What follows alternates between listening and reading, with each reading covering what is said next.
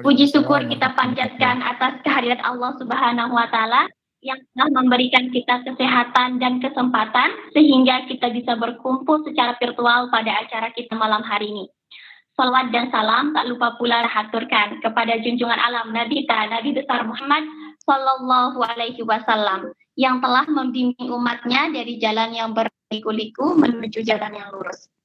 Yang saya hormati Kepala Departemen Sosmas, yang saya hormati pula Ketua Umum UKM Prima Undrang, singkatnya teman-teman yang berbahagia.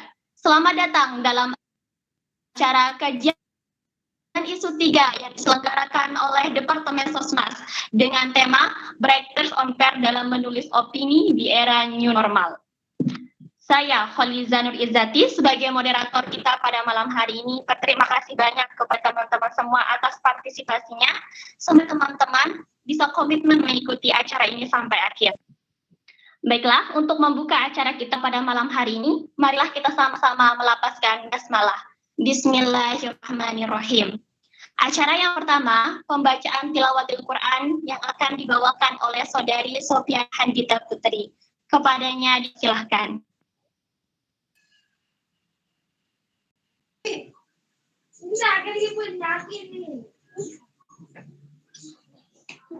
Gue kode angkat tani. Jaki kun. A'udzu billahi minasyaitonir rajim.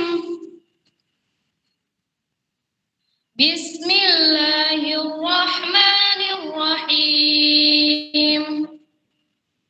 Afahasibal ladzina kafaru ay yattakhidhu ibadi min duni awliya. Inna a'tadna jahannama lil kafirina nuzula. Qul hal nunabbi'ukum bil akhsarina a'mala.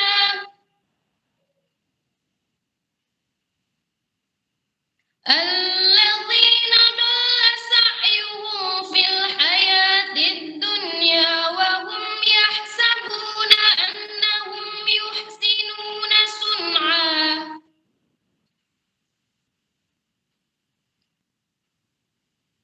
Ulaika alladzina kafaru bi ayati rabbihim wa liqa'ihi fahabitat a'maluhum.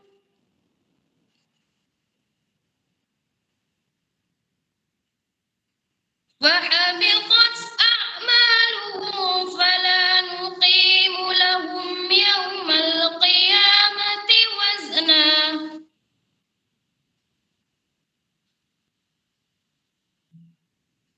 ذلك جزاؤهم جهنم بما كفروا واتخذوا آياتي ورسلي هزوا.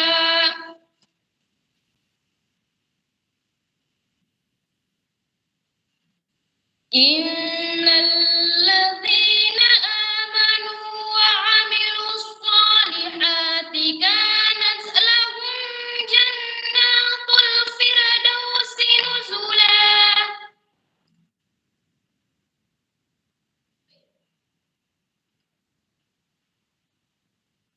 خالدين فيها لا يبغون عنها حولا.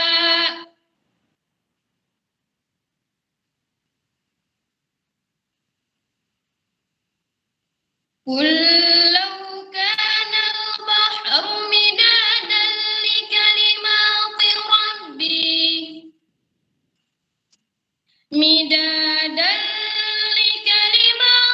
ربي لنفد البحر قبل أن تنفد كلمات ربي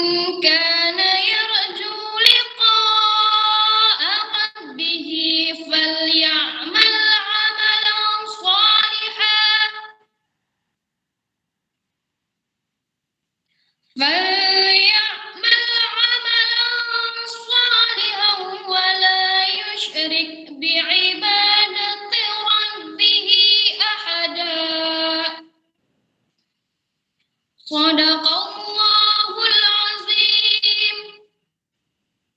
Sekian, wassalamualaikum warahmatullahi wabarakatuh. Sadaqallahul azim. Terima kasih kami sampaikan kepada Saudari Sofiana Handita Putri. Acara selanjutnya sambutan-sambutan. Sambutan yang pertama akan dibawakan oleh Sekretaris Departemen Sosmas, yaitu Saudari Fitriani. Kepadanya dipersilahkan. Baik, sebelumnya apakah suara saya sudah terdengar?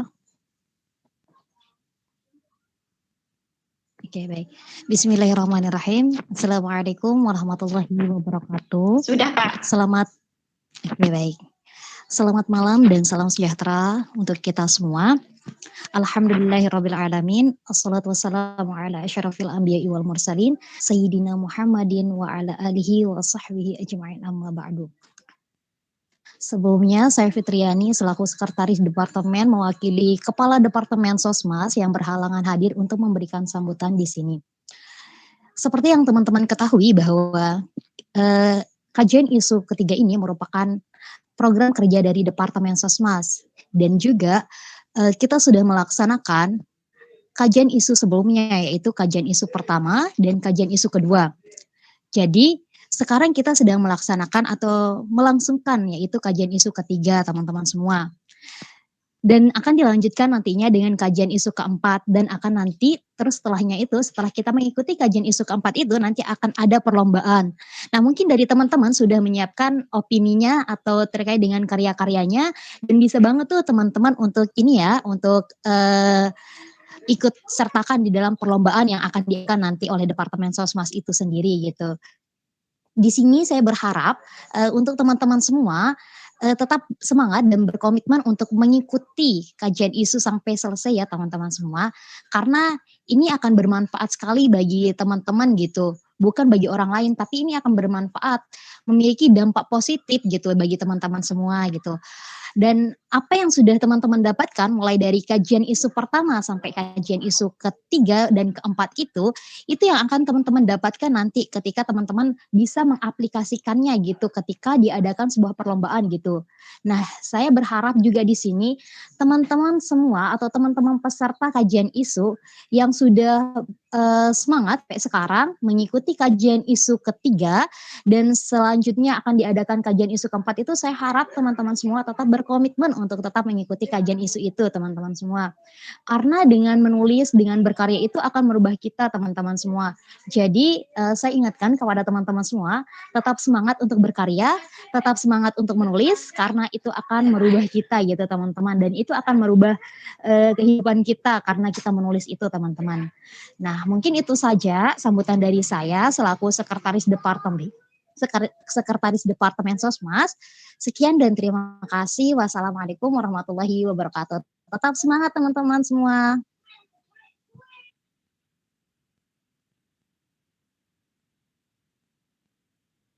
Waalaikumsalam warahmatullahi wabarakatuh. Terima kasih kami ucapkan kepada Kak Fitri.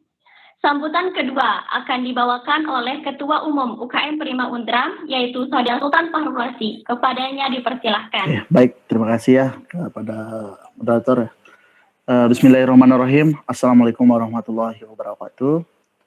Teman-teman sekalian yang saya hormati, selaku pemateri Kak Hendra dan teman-teman yang saya banggakan, puji syukur terlupa kita panjatkan kehadirat Allah Subhanahu wa taala yang telah memberikan kita rahmat dan kesehatan sehingga kita bisa bertemu lagi secara virtual di kelas kajian isu ketiga. Nah, teman-teman sekalian, tadi sudah dijelaskan ya terkait bahwasannya kita sudah mengadakan sekitar 3 kali kelas dari sampai sekarang ya, 3 kali kelas kajian isu.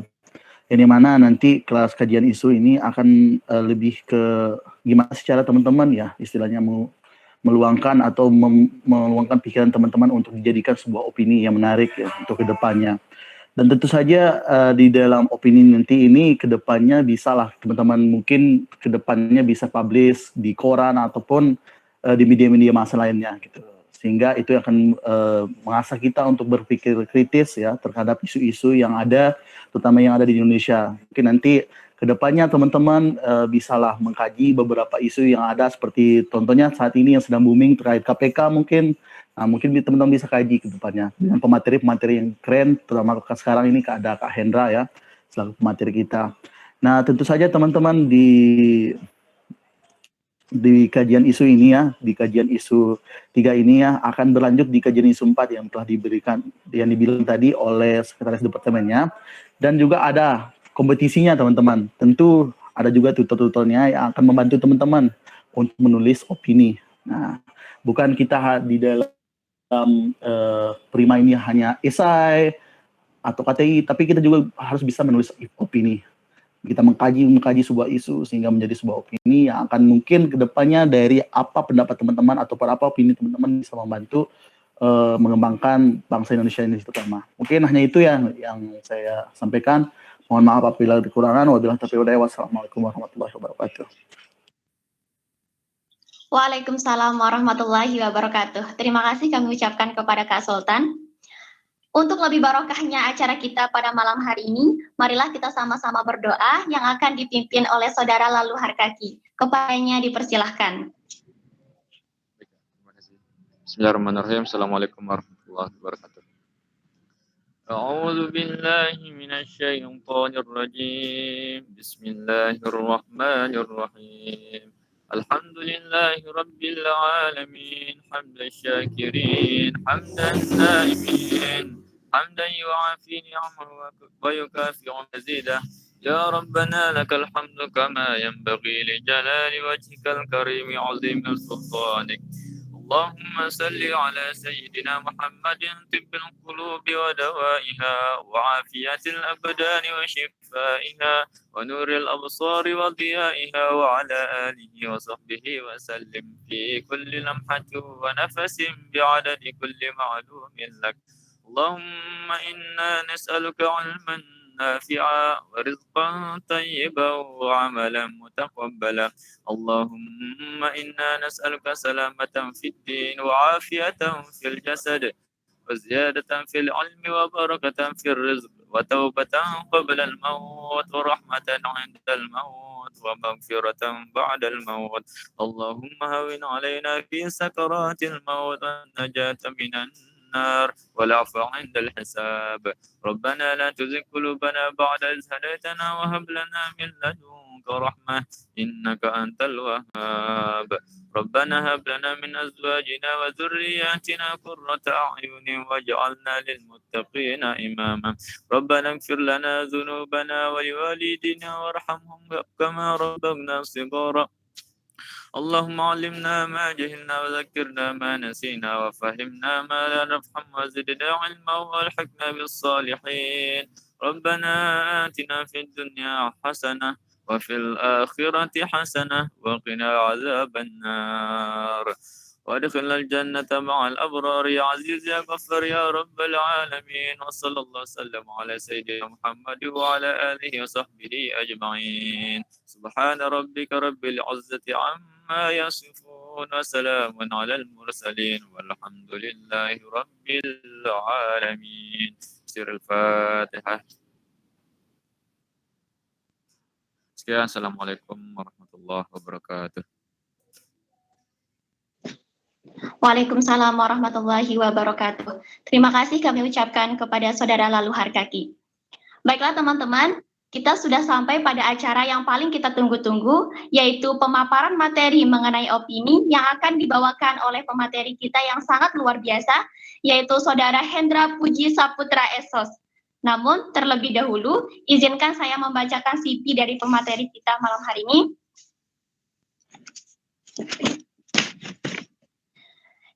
Yaitu mendapatkan penghargaan sebagai wisudawan terbaik Universitas Mataram 2019, mendapatkan penghargaan sebagai mahasiswa berprestasi Prodi Sosiologi tahun 2017, pernah menjadi staf Bawaslu Provinsi Nusa Tenggara Barat di bidang hukum, humas, dan hubungan antar lembaga tahun 2018.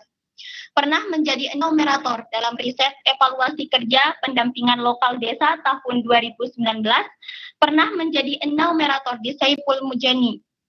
Research and Consulting untuk riset masalah sosial kemasyarakatan di Provinsi Nusa Tenggara Barat tahun 2017, dan masih banyak prestasi lainnya.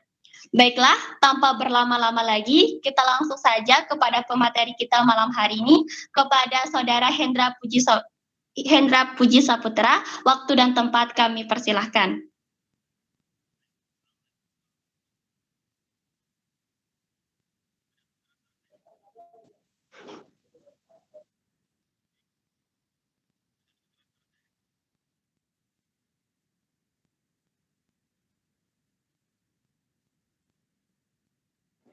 Kepada Kak Hendra Puji Saputra, waktu dan tempat kami persilahkan.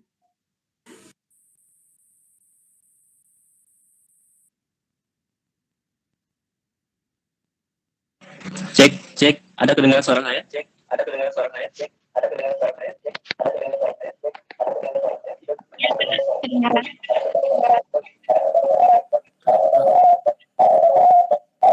Mungkin buat di jaringannya. Ya, Assalamualaikum warahmatullahi wabarakatuh. Waalaikumsalam warahmatullahi wabarakatuh. Oke, baik. Mohon maaf ada gangguan teknis sedikit karena laptop saya ada sedikit gangguan, jadi saya di dua gadget ya, di satu HP, satu di laptop untuk memudahkan proses presentasi.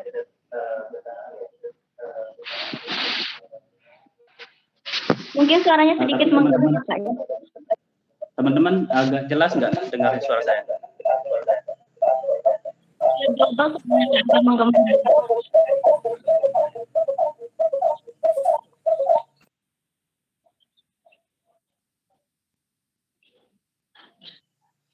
Cek. Bisa ya? Iya, Agak jelas?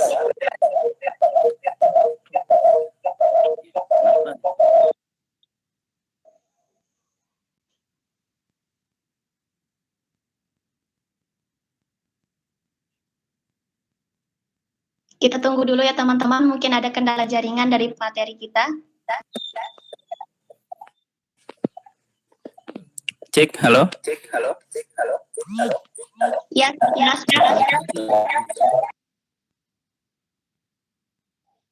Coba saya keluar sebentar ya.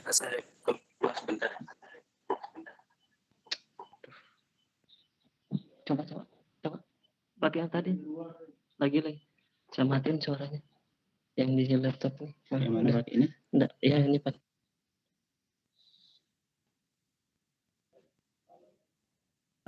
Tes.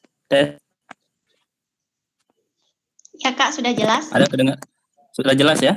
Kamu ngomong dari sini aja. Iya. Oke, saya mulai ya untuk proses pemaparannya. Baik teman-teman semua, pertama salam kenal. Saya Hendra Puji Saputra, lebih akrab dipanggil Hendra. Terima kasih, ini sudah kedua kali saya dipercaya oleh teman-teman Prima. Setelah sebelumnya juga pernah menyampaikan materi, dan sangat berbahagia sekali karena waktu kuliah dulu, tepatnya tahun 2017, pernah bergabung dan menjadi bagian besar juga dari Prima Unra. Tentu menjadi sangat luar biasa dan menjadi sangat berbangga sekali ketika malam ini bisa berdiskusi, bisa sharing dengan teman-teman semua. Baik teman-teman, saya pada malam ini sebetulnya hanya sekedar ingin berbagi, tidak ada kesan untuk ingin menggurui ya, tidak ingin menggurui, dan juga hanya ingin mengkonfirmasi pengalaman kita masing-masing, karena saya yakin kita semua atau teman-teman semua sudah memiliki pengalaman tentunya dalam hal penulisan, karena saya sangat yakin anak-anak Prima itu sangat luar biasa dalam hal penulisan, yang tentunya kalau saya melihat postingan-postingannya itu banyak mendapatkan juara-juara baik tingkat nasional maupun internasional. Jadi saya harap semangat itu bisa terus ditularkan, apalagi tadi menyimak disambutan oleh di Pak Ketua Umum maupun dari divisi Sosmas, yaitu bagaimana kemudian output dari kegiatan ini bagaimana bisa menelurkan untuk banyak sekali untuk opini-opini untuk dijadikan baik untuk bisa dimasukkan di media maupun untuk kompetisi lainnya. Baik teman-teman semua, saya sudah menyiapkan PowerPoint yaitu produktif menulis opini di era new normal. Bisa di next.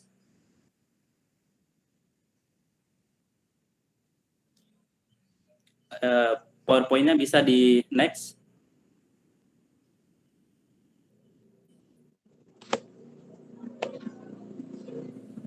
Operator, silakan di next.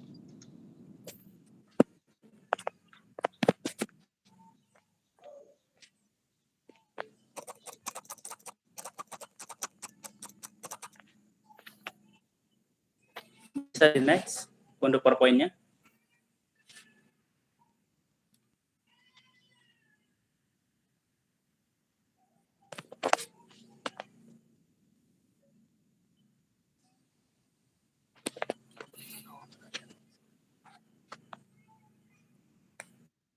Mohon izin moderator, apakah untuk PowerPoint-nya bisa di next?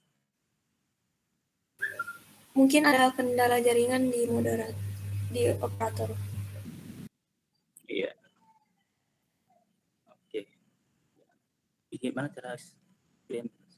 Oh, ini Oke. udah. Ya. Bisa di next di yang di halaman 2.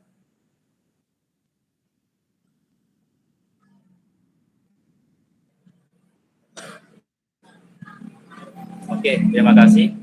Nah, ini sebetulnya adalah beberapa contoh beberapa artikel opini yang pernah saya kirim, dan ini sudah lolos di Pos dan Suara NTB. Nah, ini sebetulnya hanya sebagai pemantik. Ini sebagai pemantik bagaimana kemudian banyak ketika kita menulis opini itu banyak sekali hal yang bisa kita lakukan sebetulnya. Bukan hanya di koran, bisa juga untuk kompetisi dan lain sebagainya. Bisa di next. Ya, sebelum masuk ke materi inti terkait dengan penulisan materi, saya ingin mengawali sebetulnya bahwa ada ungkapan menarik dari peribahasa Latin, yaitu ada ungkapannya yaitu verba volant permanen. Itu artinya adalah segala yang terucap akan mudah dilupakan, sementara segala yang tertulis itu akan abadi. Maksudnya adalah untuk mendokumentasikan apa yang menjadi ide, gagasan, apa yang menjadi pikiran kita butuh media. Dan medianya itulah berbagai macam. Salah satunya bagaimana kemudian kita bisa mengekspresikan melalui tulisan artikel opini. Dan seperti kata banyak orang bijak bahwa menulis itu adalah cara untuk mengukir keabadian. Maka salah satu caranya adalah bagaimana kemudian ide kita supaya dia tidak cepat lenyap, menguap, maka salah satunya kita bisa ekspresikan lewat tulisan. Ada yang menarik juga, ada seorang filsuf, yaitu bahwa Plato mengatakan pikiran manusia itu terekam di ujung pena mereka. Nah, maksudnya adalah ketika apa yang menjadi ide, gagasan kita itu tidak cukup hanya sampai di lisan saja, hanya sampai verbal saja. Tetapi ketika kita, bahwa goresan pena kita itu, bahwa ide itu bisa kemudian bisa terekam, bisa abadi, dan bahkan itu bisa mempengaruhi opini publik bahkan. Kita ingat tentu ketika saya ingin review saja sedikit bahwa ketika revolusi Perancis misalnya atau revolusi Indonesia itu semua lahir dari ide-ide yang dituangkan dalam bentuk tulisan, sehingga itu kemudian dibaca, kemudian itu disebarluaskan, sehingga kemudian menjadi pengetahuan kolektif, sehingga itu kemudian bisa membentuk opini yang kemudian itu bisa menimbulkan gerakan kolektif. Nah, itulah pentingnya kemudian bagaimana tulisan itu bisa mengubah peradaban itu sendiri. Kalau hanya sebatas lisan, itu cepat dilupakan, tetapi kalau tulisan itu bisa abadi. Bisa next.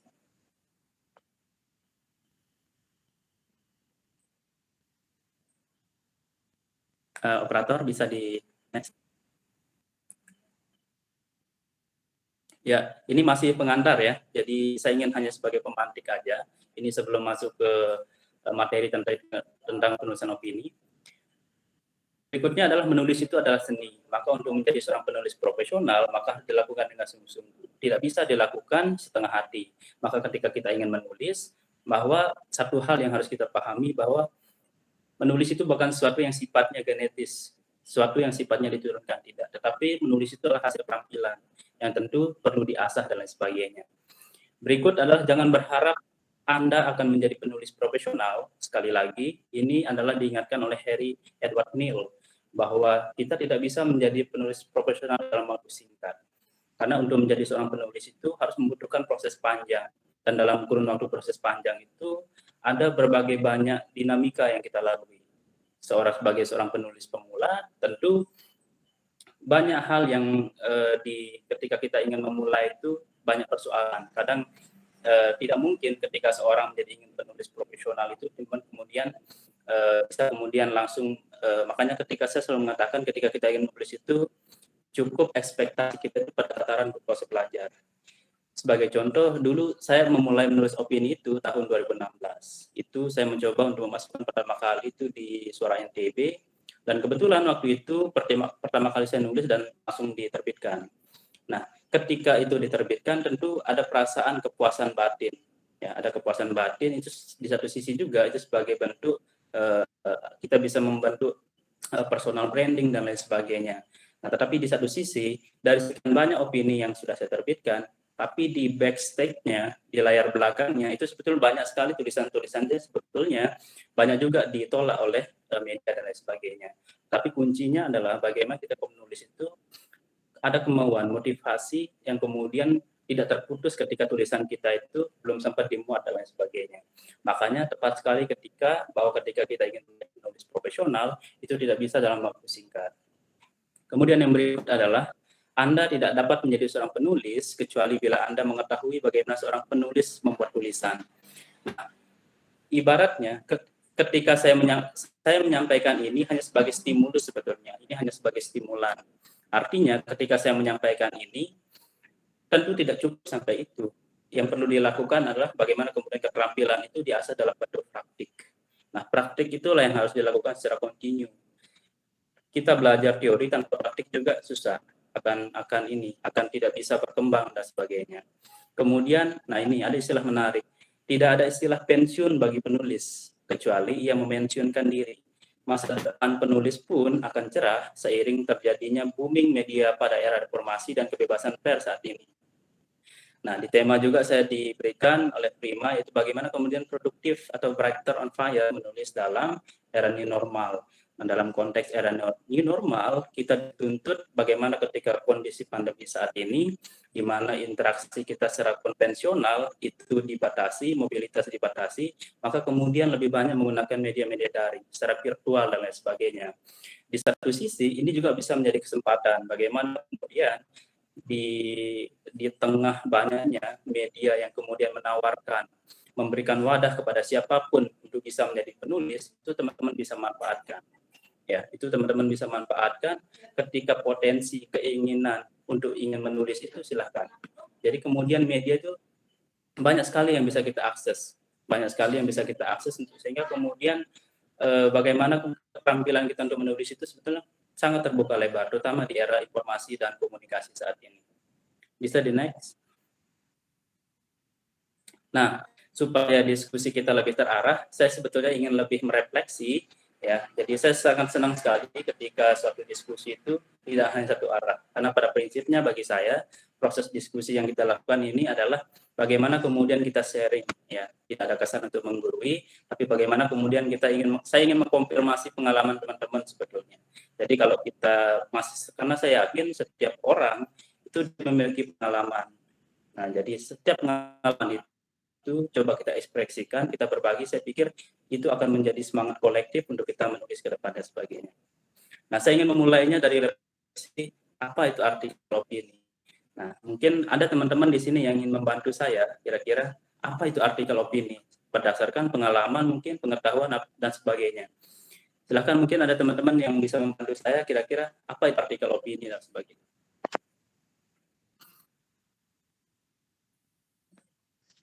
Kalau ada, silahkan boleh angkat tangan. Saya coba, Kak. Angkat tangan pakai, ya silahkan. Mungkin kalau artikan sebagai, kan kita udah tahu nih opini itu sebuah pendapat. Jadi kalau menurut saya nih artikel opini itu merupakan artikel pendapat atau gagasan kita sendiri gitu, Kak. Itu aja. Oke, menarik sekali. Artikel itu adalah pendapat atau gagasan tentang apa yang kita tulis terhadap satu masalah. Ada lagi kira-kira yang lain?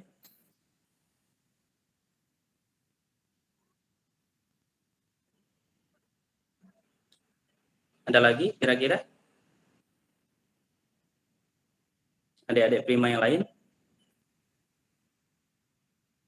Oke, saya lanjutkan aja ya. Jadi betul sekali tadi bahwa artikel opini itu sebetulnya adalah satu artikel yang berisi pendapat, gagasan, sekaligus juga pikiran terhadap suatu persoalan ya. Tetapi pendapat itu tidak semata-mata bersifat subjektif, tetapi kita juga didukung oleh data-data atau fakta empiris. Nah, tentu di satu sisi ada dalil-dalil ilmiah. Nah, opini itu tujuannya bisa untuk mendidik, bisa tujuannya untuk memperdebatkan suatu persoalan atau juga untuk memecahkan suatu persoalan. Bisa next. Nah, ini menulis opini itu berarti menyebarluaskan gagasan. Dengan menulis opini itu, maka seseorang bisa mentransfer ide dan gagasannya ke ruang publik.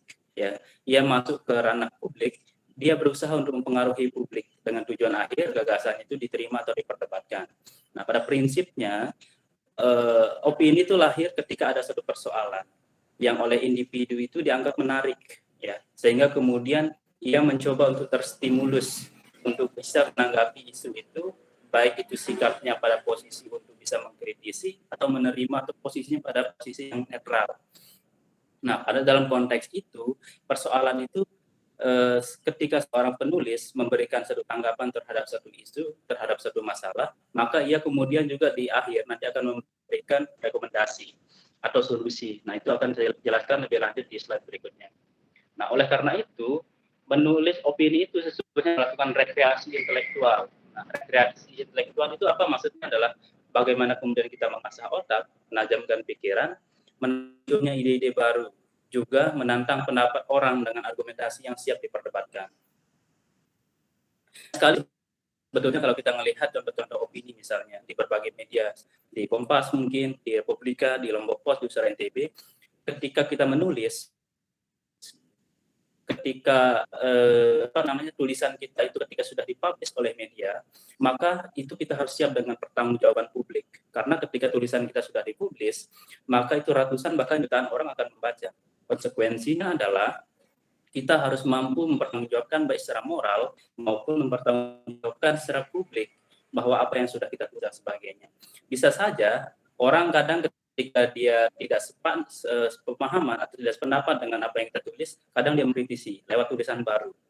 Nah, jadi kadang orang yang cerdas itu kadang ketika ada tulisan yang kita tulis kemudian dia merasa agak tergugah untuk untuk memberikan tanggapan terhadap tulisan itu, maka kemudian dia membuat opini.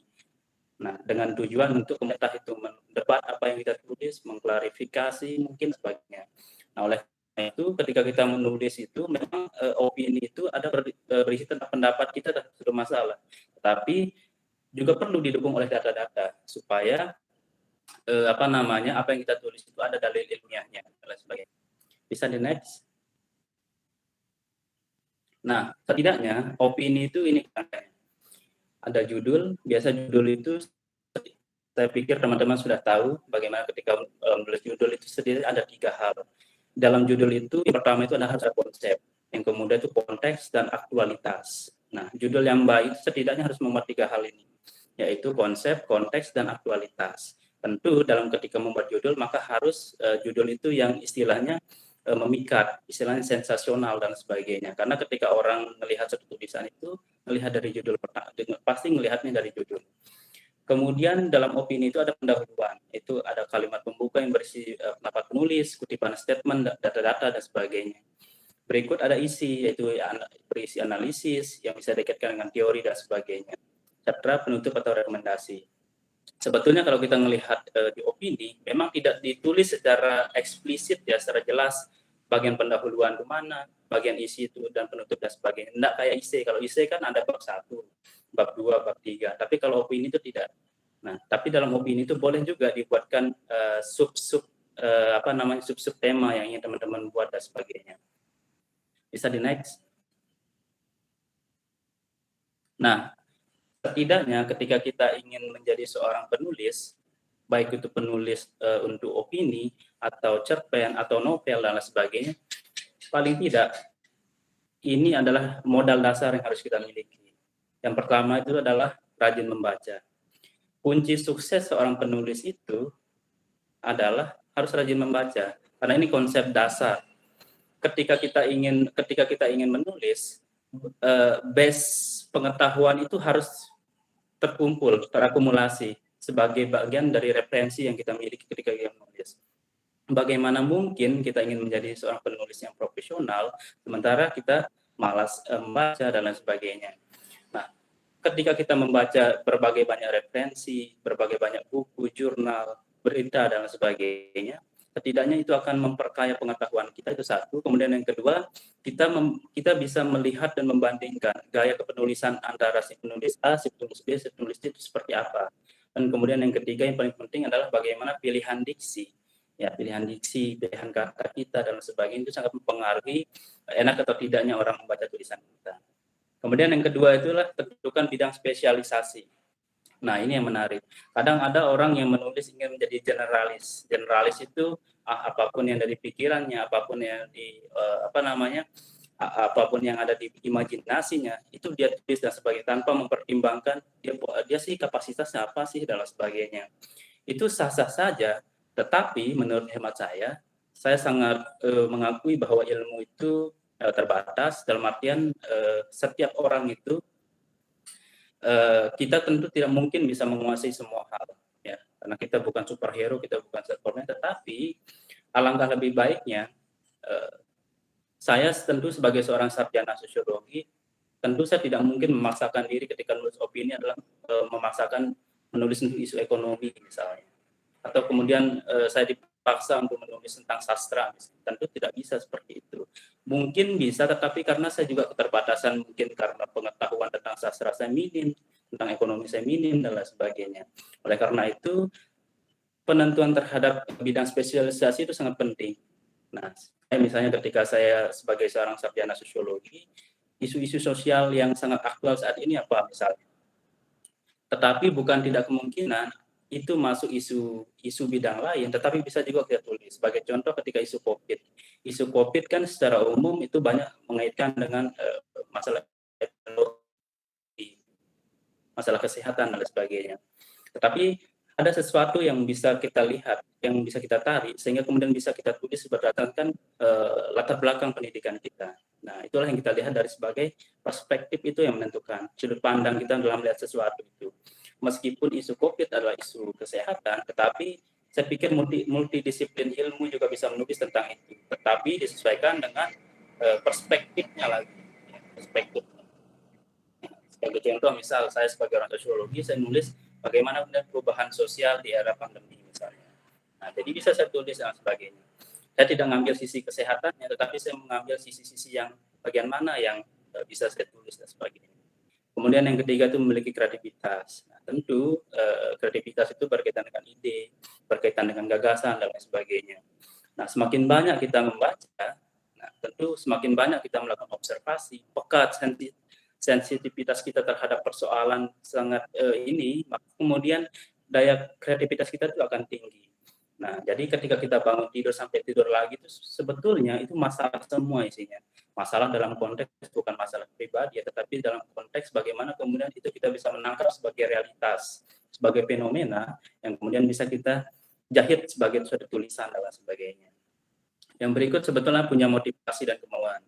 Nah, jelas tidak mungkin orang, meskipun orang sepintar apapun, dia pintar nulis dan sebagainya, tapi kalau tidak ada motivasi, kalau tidak ada kemauan, susah juga gitu, pasti akan stagnan, jalan di tempat dan lain sebagainya.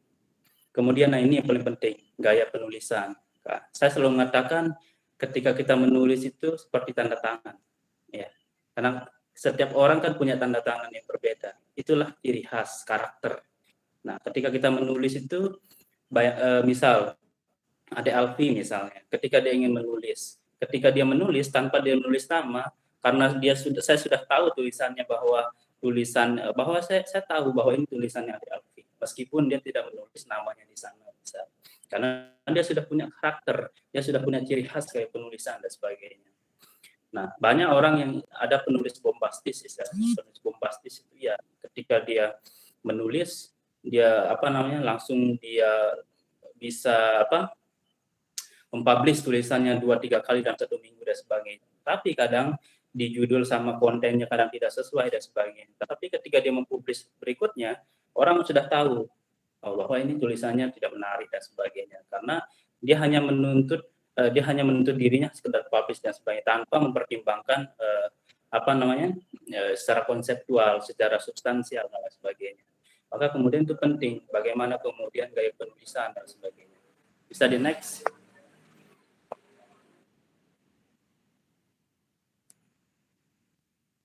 Nah, ini yang menarik. Ada manfaat menulis opini. Saya selalu mengkategorikan manfaat opini itu ada dua. Ada manfaat intrinsik dan manfaat ekstrinsik. Yang pertama itu adalah manfaat intrinsik. Ini lebih sifatnya non materi. Ada kepuasan, prestige, mendapatkan pujian, kemudian personal branding. Nah, bagaimana kemudian ketika kita menulis, kadang ada kepuasan secara batin. Bayangkan hari ini ketika tulisan kita dipublish, besok paginya mungkin kita akan tergugah untuk ingin menulis lagi. Saking senangnya, saking bangganya. Karena kita tidak tahu ide yang kita buat, ide yang kita tulis itu sudah dibaca oleh ratusan bahkan jutaan orang dan sebagainya. Nah, ini manfaat ekstrinsiknya. Nah, manfaat ekstrinsik ini lebih kepada sifatnya material, yaitu bisa ada honor dan sebagainya. Nah, saya menyampaikan ini bukan berarti saya ingin mengajak teman-teman menulislah, bukan berarti mengajak teman-teman untuk menulis hanya sekedar mendapatkan honor dan sebagainya, tidak. Tapi setidaknya ketika kita menulis itu ada manfaat intrinsik dan ekstrinsik yang bisa kita dapatkan sebagainya. Nah, kalau teman-teman kalau sekolah ini sebagai sekedar informasi, biasa kalau nulis-nulis di koran-koran nasional kayak Kompas misalnya, sekali tulisan itu dihargai sekitar 1 juta sampai 200. Tapi kalau di koran-koran lokal itu bisa sekitar 250, 300 dan sebagainya. Itu tergantung dari level tingkatan dari media itu sendiri. Nah, ini hanya sebagai motivasi saja. Nah, jadi saya pikir setiap kita punya cara sendiri untuk mengekspresikan tulisan kita itu. Saya pikir teman-teman di sini tentu orang-orang luar biasa yang tentu saya pikir sudah cukup ini ya dalam hal penulisan dan sebagainya. Bisa di next. Nah, ini refleksi yang kedua supaya diskusi kita lebih interaktif ya. Kira-kira nih bagi teman-teman berdasarkan pengalamannya, apa yang membedakan tulisan yang satu dengan tulisan lainnya meskipun isu atau masalah yang ditulis itu sama? Kira-kira ada yang bisa membantu saya untuk menjawab ini? Kira-kira apa yang membedakan antara satu persoalan, ada satu tulisan yang isunya sama? Apa yang membedakan kira-kira? Di mana letak perbedaan? Kira-kira ada yang bisa membantu saya enggak?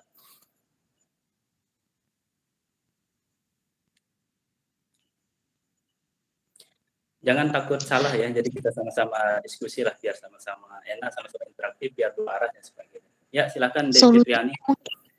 Solusinya mungkin Kak, karena Ya, kan di silakan. setiap masalah itu pasti solusinya berbeda-beda walaupun masalah yang sama. Kan setiap orang itu punya gagasannya masing-masing, pendapatnya masing-masing untuk menyelesaikan suatu solusi atau menyelesaikan suatu permasalahan yang ada gitu Kak. Oke, ada lagi kira-kira?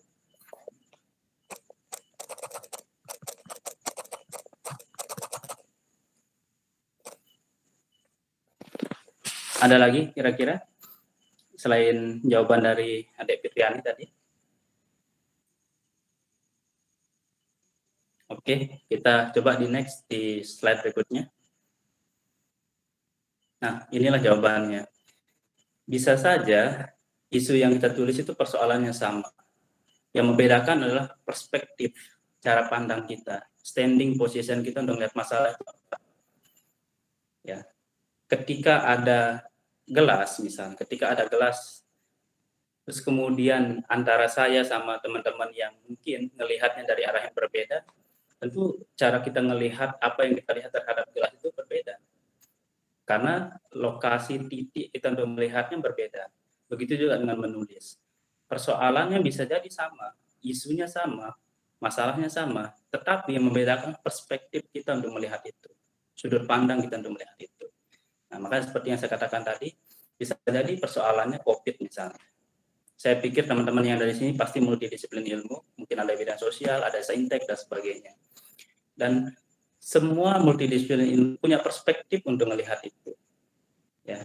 Dan setiap multidisiplin ilmu itu punya sudut pandang yang berbeda-beda untuk melihat itu. Nah, jadi saya pikir jangan khawatir ketika kita misal nih, ketika ada skripsian mungkin, ketika nulis isi mungkin, atau opini dan lain sebagainya, jangan khawatir ketika jangan menganggap ketika masalah atau isu yang sudah kita temukan dianggap ini direbut mungkin oleh teman sebelah kita, atau kemudian tema itu kemudian sudah diambil oleh teman kita.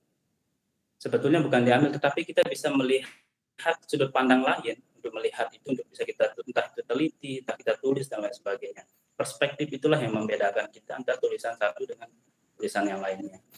Nah, itu entah itu dengan persoalan politik, entah itu dengan persoalan apalagi korupsi dan lain sebagainya. Itu bisa ditulis oleh multidisiplin ilmu. Bisa di next. Nah, ini kiat menulis artikel opini. Yang pertama itulah menggali ide. Nah, bagaimana cara kita supaya kita memiliki inspirasi, memiliki sumber ide yang banyak? Banyak hal. Bisa kita lewat buku, lewat seminar, lewat diskusi dengan para tokoh dan lain sebagainya. Nah, ini yang paling penting. Setelah kita menggali ide, kita harus uji ide kita itu. Ketika kita menulis artikel opini, prasyarat penting yang harus kita tanya sama diri kita sendiri adalah ide yang ada dalam pikiran kini aktual tidak? Aktual itu adalah sesuatu yang hangat, yang sedang diperbincangkan di tengah-tengah masyarakat. Itu yang harus jadi pertanyaan. Kemudian yang kedua, seberapa besar manfaat dari ide yang saya punya ini ketika saya tulis. Nah, dari aspek kemanfaatannya, itu juga harus diuji. Kemudian yang ketiga itu adalah ide yang saya tulis ini kira-kira relevan enggak dengan kondisi yang ada saat ini. Nah, terus kemudian ide yang saya tulis ini sejauh mana kemudian bisa mempengaruhi opini publik dan lain sebagainya. Nah, itu juga itu cara-cara kita untuk bisa menguji ide kita. Nah, sehingga kemudian kita bisa tahu, oh ya ketika saya menulis ini, sehingga kemudian apakah ide ini sudah basi enggak? Apakah ide ini kemudian sudah ditulis banyak orang enggak dan sebagainya. Itu perlu ketika kita sudah menggali ide, maka kemudian kita harus perlu menguji ide kita dengan memberikan pertanyaan sama diri kita sendiri, aktual enggak ide ini? Terus kemudian ide ini ketika saya tulis bermanfaat enggak bagi orang lain? Karena jangan sampai ketika kita menulis itu hanya untuk diri kita sendiri, karena ketika kita menulis itu dan itu sudah dipublis, itu karena pertanggungjawaban publik yang sangat besar, dan itu harus secara moral bisa kita pertanggungjawabkan. Kemudian yang ketiga itu mengumpulkan bahan referensi jelas. Makanya saya bilang dari awal kuncinya kita harus banyak membaca. Kemudian mulai menulis. Nah, kemudian review tulisan itu. Untuk mereview tulisan itu tidak ada salahnya kemudian teman-teman diskusi dengan orang yang dianggap nyaman dan kemudian bisa memberikan solusi ketika berdiskusi tentang opini dan sebagainya. Nah, yang paling penting adalah ini kalau sasarannya ke media ya, ingin nulis untuk media, harus dikenali karakter media itu, karena setiap media itu dia punya karakter tersendiri. Ya, makanya ketika yang harus dikenali itu kira-kira ketika saya menulis isu ini cocok enggak dengan media ini. Ketika saya menulis ide ini kira-kira sesuai enggak dengan media ini. Karena media itu dia punya ciri khas karakter masing-masing. Kayak Kompas misalnya, dia memang lebih beragam, multikultur lah kalau isu yang diangkat di Kompas memang multikultur. Tetapi Kompas itu sangat jarang sekali untuk menerima ketika menulis kekerasan berbungkus agama misalnya. Nah, tapi kalau ingin menulis di koran lokal, kayak Pos, Suara NTB dan sebagainya, itu mereka lebih plural. Tetapi asal jangan menyentuh pada hal-hal yang sifatnya sara gitu. Nah, next. Nah, ini pesan saya yang terakhir, nanti mungkin kita lebih banyak diskusi. Menulis itu bagaikan berenang. Nah, betapapun seringnya seseorang mendengarkan ceramah atau membaca buku tentang renang, ia tidak akan bisa berenang selama ia tidak menceburkan diri ke dalam kolam renang. Ini maksudnya apa? Seperti yang saya sudah mengatakan sejak awal, ini saya dalam rangka untuk hanya sekedar menstimulan aja. Ya. Ketika saya sudah menyampaikan semua materi ini, terus itu tanpa kita praktekkan, itu juga susah. Makanya sebanyak apapun seorang, sepintar apapun orang ketika dia ingin menjadi seorang perenang yang handal, mau dia baca buku berjilid-jilid, setebal apapun, kalau dia tidak menceburkan diri ke kolam, dia akan tidak bisa menjadi seorang perenang. Ya, seperti itulah. Maka kemudian ketika kita ingin menulis, maka kemudian salah satu cara kita untuk mengasah keterampilan adalah dengan berlatih, dengan terus melakukan praktik-praktik dan sebagainya. Saya kira itu mungkin kita lebih banyak diskusi aja. Sekian, terima kasih. Wassalamualaikum warahmatullahi wabarakatuh. Waalaikumsalam warahmatullahi wabarakatuh. Terima kasih kepada Kak Hendra. Mungkin banyak teman-teman yang ingin bertanya lebih lanjut mengenai materi kita malam hari ini. Bagi teman-teman yang ingin bertanya, silahkan mengetikkan pertanyaannya di kolom chat ataupun langsung open mic. Silahkan teman-teman.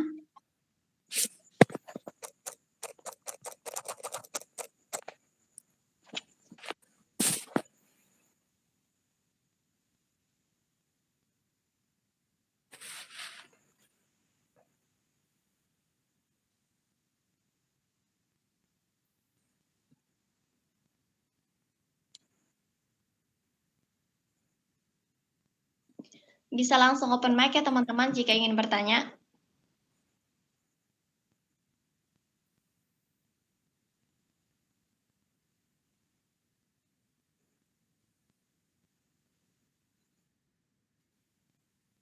Silakan mungkin kalau ada mau sharing, ada opininya dan lain sebagainya. Bisa kendalanya nulis apa dan sebagainya. Apa-apa kita sambil sharing santai diskusi aja ya. Biar enggak kesannya ini bukan kuliah ya. Jadi bukan kuliah, enggak ada pengaruhnya sama nilainya, enggak ada pengaruhnya sama KRS-nya dan sebagainya. Atau jangan-jangan belum makan malam semua ya. Mungkin sambil menunggu pertanyaan dari teman-teman, saya bisa melontarkan pertanyaan mungkin kepada Kak Hendra. Ya, silakan. Dalam menulis opini Kak, apa sih hal yang paling penting atau hal yang paling harus ada gitu? Kalau nggak ada di situ, dia nggak bisa disebut sebagai opini yang baik gitu. Kira-kira menurut Kakak itu yang mana gitu Kak? Ya, terima kasih, pertanyaan yang sangat baik. Kalau kita berbicara opini, maka memang tidak ada standar baku terhadap opini, tetapi prinsip-prinsip etika penulisan memang harus kita perhatikan. Tadi saya sudah singgung terkait dengan rangka ya, jadi yang jelas secara struktur penulisan dimanapun setidaknya pasti ada judul, ada kalimat pembuka sebagai pendahuluan, ada isi dan penutup dan sebagainya. Tetapi bila kita ingin apa sih mempengaruhi kemudian disebut opini itu dikatakan baik atau tidak, ya yang satu ketika kita ingin menulis satu isu setidaknya itu masih aktual dalam pengertian ketika kita ingin menulis itu secara konteks dan secara tekstual itu masih relevan dengan kondisi saat ini. Nah, sebagai contoh misalnya, apakah boleh ketika terjadi ketika kita merdeka tahun 17 Agustus 1945 yang sudah puluhan tahun terjadi, apakah dalam konteks hari ini masih bisa tidak kita tulis? Bisa dikatakan iya, bisa, tetapi ketika kita menulis ketika saat menjelang 17 Agustus itu masih relevan. Nah, relevan dalam pengertian sesuai dengan kondisi, konteksnya dan sebagainya. Kemudian yang kedua adalah kalau kita ingin sasarannya media terutama yang harus diperhatikan itu karakteristik media. Kadang sebagus apapun tulisan kita mungkin sudah memenuhi kriteria opini secara etika penulisan dan sebagainya, tetapi secara platform media itu dia tidak sesuai. Misal ada salah satu media di Jogja misalnya, dia lebih memfokuskan diri pada isu-isu budaya, tetapi yang kita tulis itu adalah isu pendidikan. Kemungkinan besar ia akan ditolak meskipun tulisan yang kita tulis itu sebagus apapun dan sebagainya. Itu dalam konteks media, makanya itu perlu kita pahami. Karena secara teknis juga, ini secara teknis ya, secara teknis itu kalau kita ingin menulis setidaknya paling minimal ada 800 karakter kata. Bisa kalau kita nulis di Word kan itu kelihatan tuh, ada berapa karakter kata yang sudah kita tulis. Kalau di secara halaman itu sekitar 2,5 halaman atau 3 halaman, itu sudah cukup untuk opini, untuk ketika kita menyasar ke media dan sebagainya. Nah, itu sih hal standar-standar etika seperti itu yang harus kita perhatikan. Karena setiap media itu dia punya kepentingan platform masing-masing dan sebagainya. Makanya sebelum menulis itu, pertama ketika tujuannya ke media, harus dipahami dulu nih. Setidaknya kalau mau lebih memudahkan baca dulu artikel opini yang sudah dimuat oleh media yang bersangkutan sebagai bentuk referensi kita dan sebagainya. Tetapi kalau tujuannya untuk lomba, itu kan jelas biasanya panitia kan sudah memberikan tema apa dan sebagainya. Jadi sudah jelas koridornya dan sebagainya.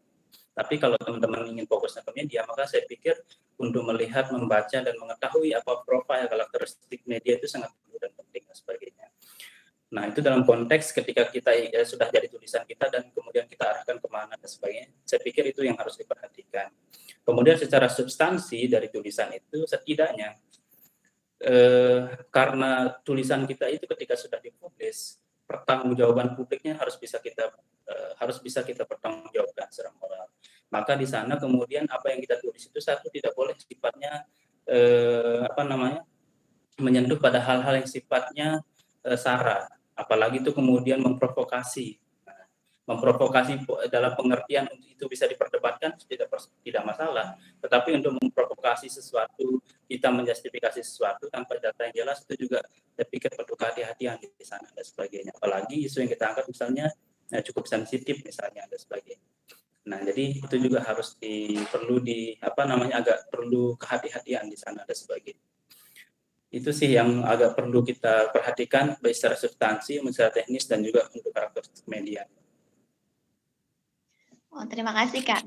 Sudah ada satu pertanyaan nih Kak dari kolom chat dari Kak Fitriani. Misalnya nih kalau sudah selesai menulis, bagaimana caranya agar tulisan kita itu di-up oleh media? Bagaimana caranya supaya tulisan kita bisa diulangi? Bagaimana cara kita agar tulisan kita itu bisa di-up di media? Bagaimana cara tulisan kita itu di-up di media? Ya, oke. Hampir-hampir mirip tadi jawabannya dengan pertanyaan dari saudari MC ya. Bagaimana sebetulnya tulisan kita itu supaya dimuat di media?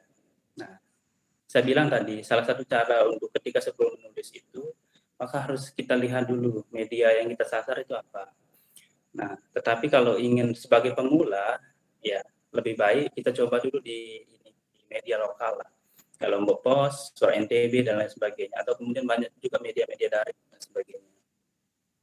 Nah, karena kalau di Lombok Post itu biasanya kata-kata yang diminta itu sekitar 1000 kata. Tapi kalau Suara NTB itu minimal 800. Nah, itu biasa ketika kita mengirim, itu kita diminta ke alamat medianya. Biasa lewat email dan sebagainya. Nah, cuman kadang ketika kita sudah mengirim, banyak media itu kadang tidak mengkonfirmasi kata ke penulis bahwa tulisan kita itu sudah terbit. Nah, itu kadang membutuhkan agak sedikit usaha juga dari kita ketika untuk mengecek cross check lah tulisan kita itu apa sudah terbit atau tidak. Tapi biasa kalau di media-media nasional kayak Kompas atau media Indonesia itu biasa mereka mengkonfirmasi bahwa tulisan kita itu sudah belum bisa diterbitkan dengan alasan ABCD. Tapi juga mereka mengkonfirmasi ketika tulisan kita sudah diterbitkan dan sebagainya. Satu hal yang perlu kita perhatikan juga adalah tidak boleh kita mengirim tulisan yang sama ke dua media dalam waktu yang bersamaan.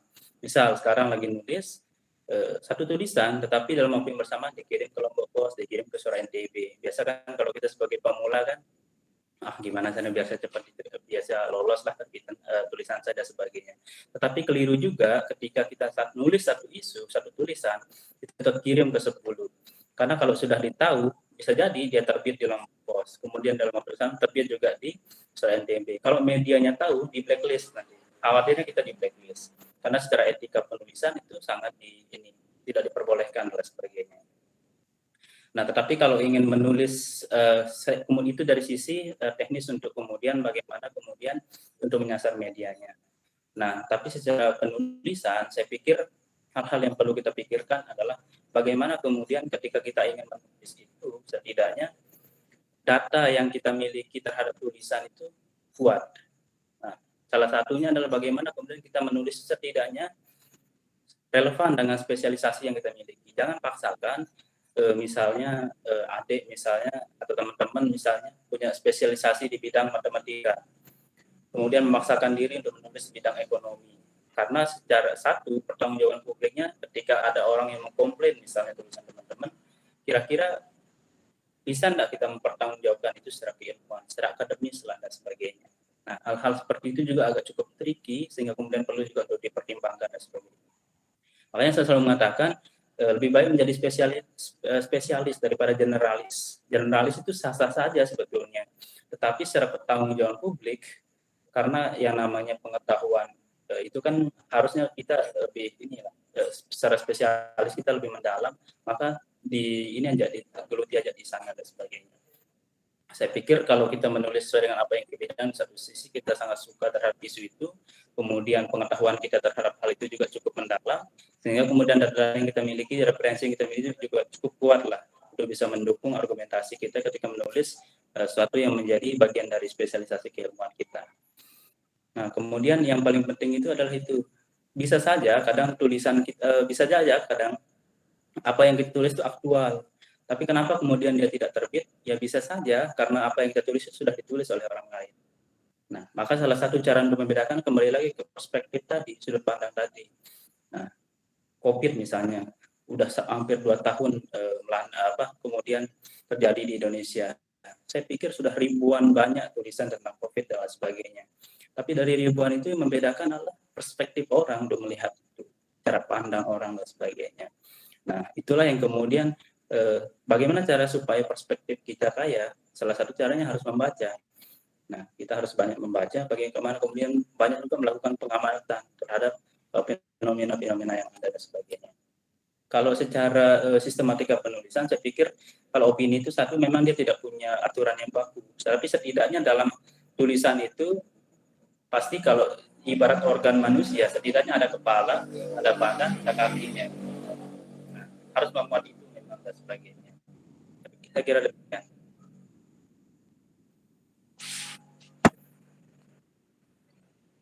Baik Kak, masih ada satu pertanyaan lagi nih Kak dari Kak Suna. Tantangan dan hambatan apa yang Kakak alami dalam menulis? Ya, salah satu tantangan yang saya alami itu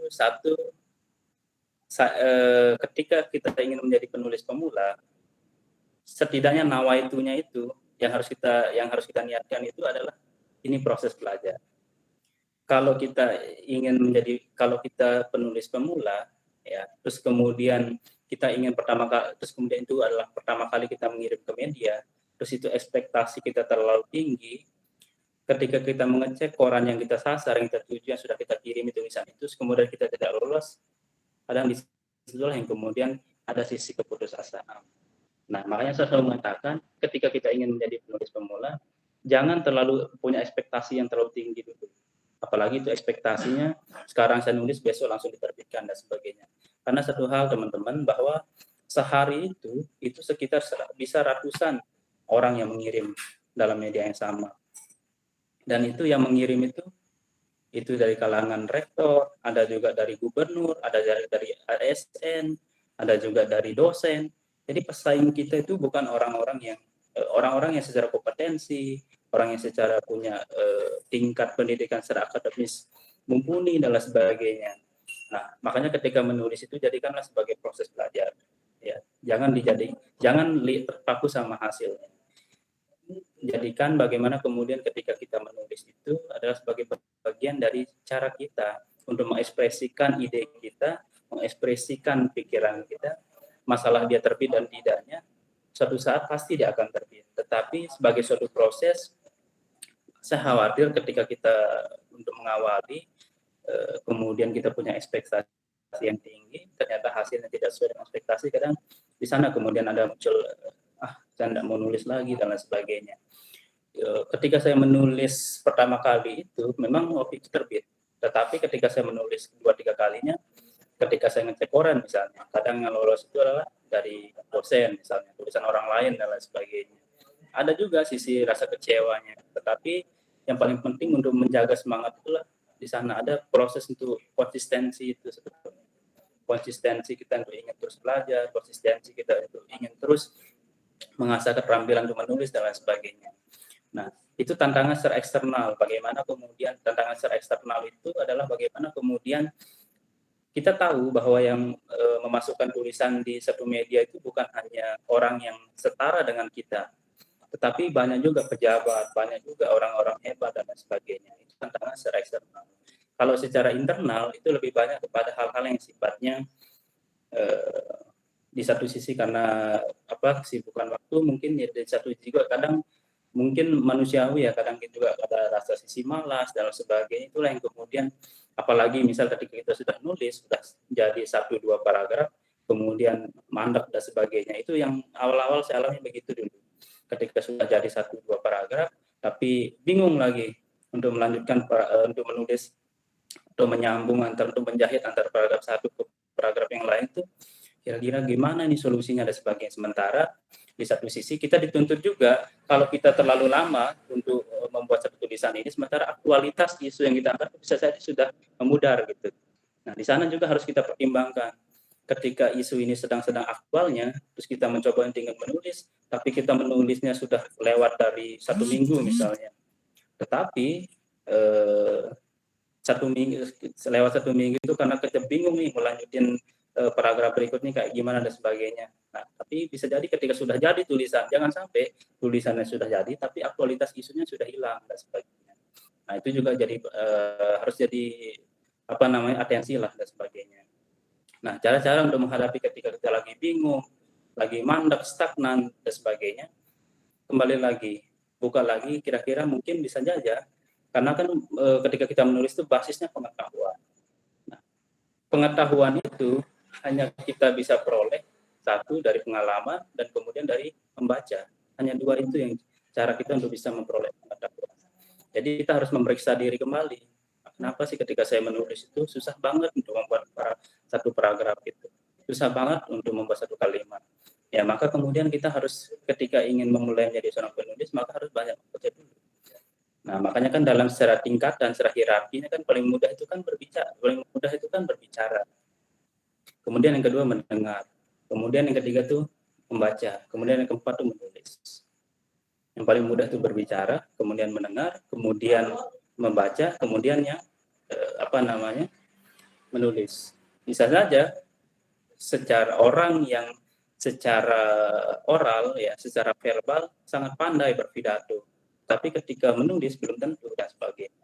Tapi orang bisa jadi dia mahir secara penulisan, tetapi secara oral kadang ini dan sebagainya. Tapi saya pikir itu adalah menjadi sebagian suatu proses lah, dinamika yang harus kemudian bagaimana kita sama-sama untuk bisa merefleksikan kembali pengalaman yang sudah ada, sehingga kemudian itu bisa menjadi pemantik untuk bisa menulis ke depannya.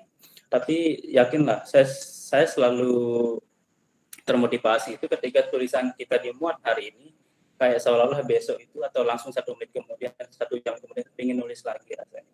Karena saking ada kepuasan bahwa ide yang kita pikirkan itu bisa dibaca oleh ratusan orang, bisa dibaca oleh jutaan orang, dan sebagainya. Saya pikir demikian. Baik, terima kasih kepada teman-teman yang sudah bertanya. Mungkin ada sedikit closing statement nih Kak untuk menutup diskusi kita pada malam hari ini. Oke, terima kasih karena sudah 9:30 juga. Oke teman-teman, jadi untuk sebagai closing statement bahwa ingin mengutip bagaimana yang dikatakan oleh seorang peribahasa Latin tadi, bahwa verba volant scripta manem, bahwa sesuatu yang diucapkan itu akan mudah dilupakan, tetapi segala sesuatu yang ditulis itu akan terus abadi. Maka bagaimana kemudian ini sangat penting juga, bagaimana kemudian ada seorang orang bijak mengatakan bahwa penulis itu adalah bagian dari memahat peradaban. Nah, jadi saya pikir, saya yakin juga, saya juga bersyukur pernah di Prima. Jadi Prima itu jadi salah satu media yang bisa mengantarkan saya pada kondisi saat ini. Konsistensi saya menulis, konsistensi saya kemudian untuk terus berkarya itu juga tidak terlepas dari Prima. Jadi saya sangat berharap nih adik-adik yang mengikuti kelas malam ini, meskipun sampai tengah malam, ya, meskipun sudah meluangkan waktu dan lain sebagainya, saya pikir untuk menulis itu tidak cukup hanya dengan teori, tetapi praktik itu perlu. Jauh lebih penting praktik dibandingkan dengan teori. Jadi itu harus balance, harus seimbang dan sebagainya. Nanti kalau ada hal-hal yang cukup terbatas yang bisa kita diskusikan, saya juga sangat terbuka kalau ada kita diskusi, saling sharing, dan sama-sama berbagi pengalaman, pembelajaran, dan sebagainya. Mungkin demikian. Dengan berakhirnya diskusi kita tadi, maka berakhirlah acara kita pada malam hari ini. Terima kasih banyak saya ucapkan kepada Kak Hendra. Semoga ilmu yang diberikan kepada kita malam hari ini bermanfaat bagi kita semua. Dan tentunya teman-teman sudah mulai bisa untuk menulis opini karena akan ada lomba opini yang akan diselenggarakan oleh Departemen Sosmas. Saya ingatkan kepada teman-teman, di akhir acara akan ada sesi foto bersama, jadi diharapkan teman-teman untuk mempersiapkan diri mengaktifkan kameranya. Untuk menutup acara kita pada malam hari ini, marilah kita sama-sama melapaskan hamdalah. Alhamdulillahirabbil alamin. Alhamdulillahirabbil alamin. Saya mewakili panitia, mohon maaf apabila ada kesalahan dan kekurangan. Wabillahi taufiq wal hidayah. Wassalamualaikum warahmatullahi wabarakatuh. Sampai jumpa di kajian isu selanjutnya, teman-teman. Silahkan diaktifkan kameranya. Akan ada sesi dokumentasi.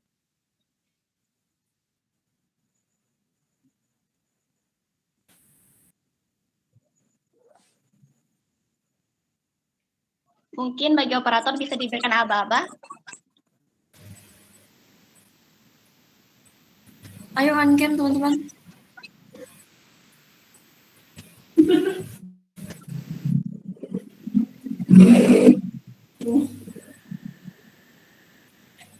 Allah. Oke, kita hitung ya. 1, 2, 3. Semuanya belum on cam. Cita on cam. Ayo sekali ya. 1, 2, 3. Oke, semuanya.